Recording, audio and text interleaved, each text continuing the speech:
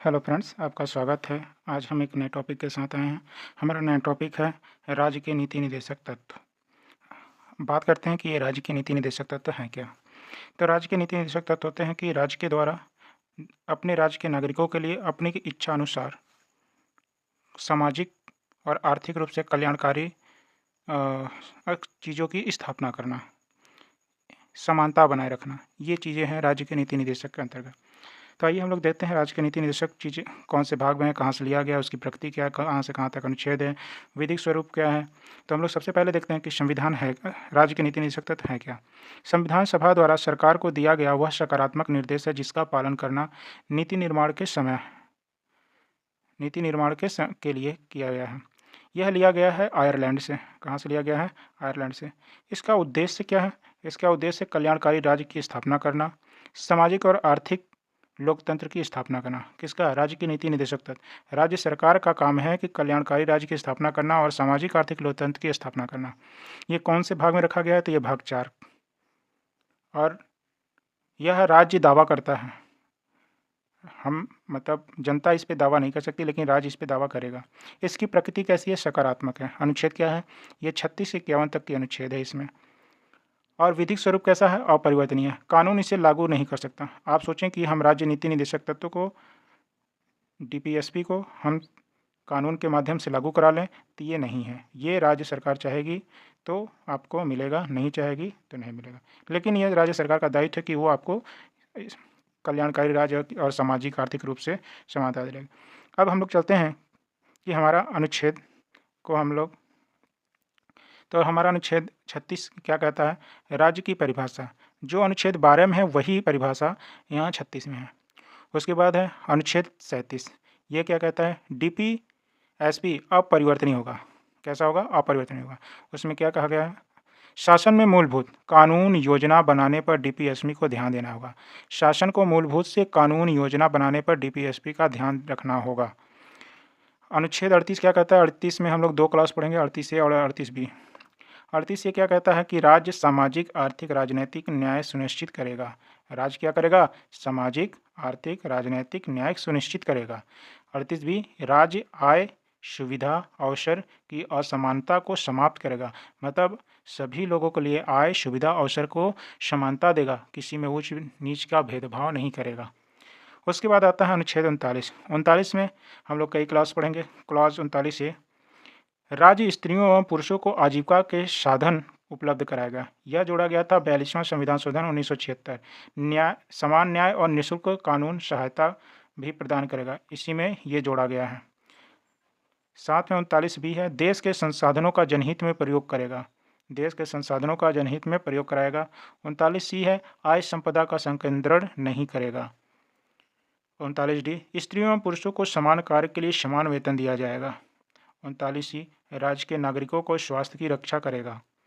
39 F, राज्य बचपन और यौवन को शोषण से बचाएगा।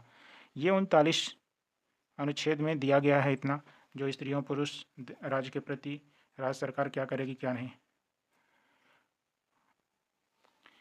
अब देखते हैं अनुच्छेद 40। 40 क्या कहता है? राज्य ग्राम पंचायतों का गठन करेगा। राज्य क्या करेगा? ग्राम पंचायतों का गठन करेगा।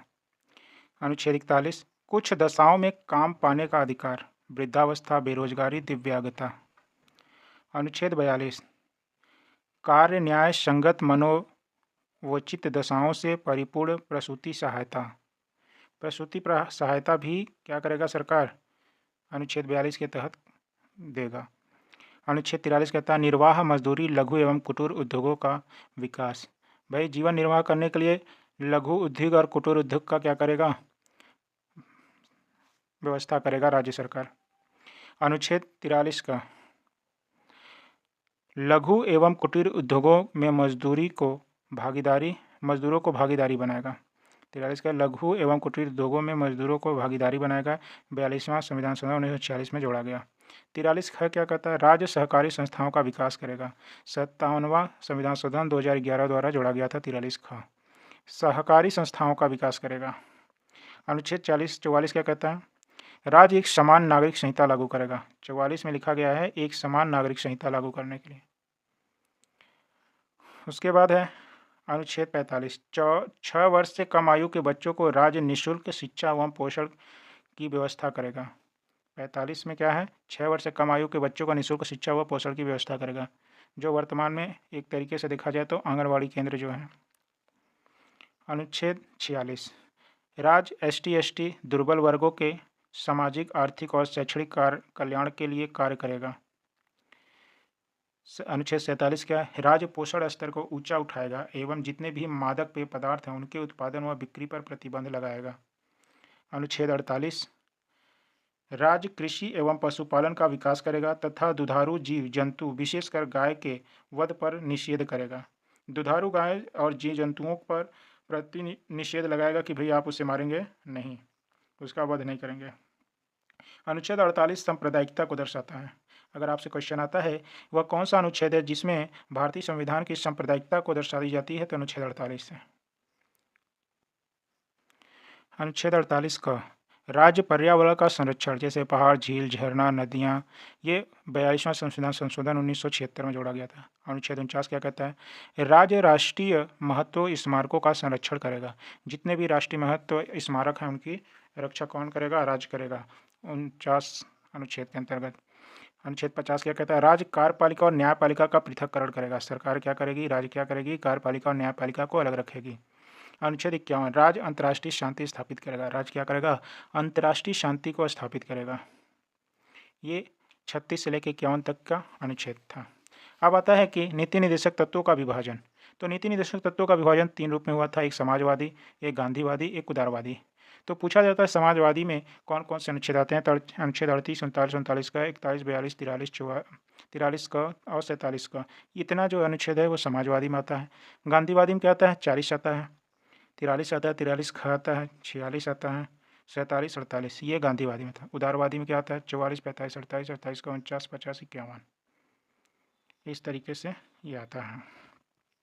अब आता है भारत के इतर नीति निर्देशक तत्व। अनुच्छेद 335 राज्य SC/ST को जब नौकरी में आरक्षण देगा तब इस बात का ध्यान रखेगा कि प्रशासनिक दक्षता पर कोई प्रभाव न पड़े। प्रशासनिक दक्षता का संविधान में कोई परिभाषा नहीं दिया गया है।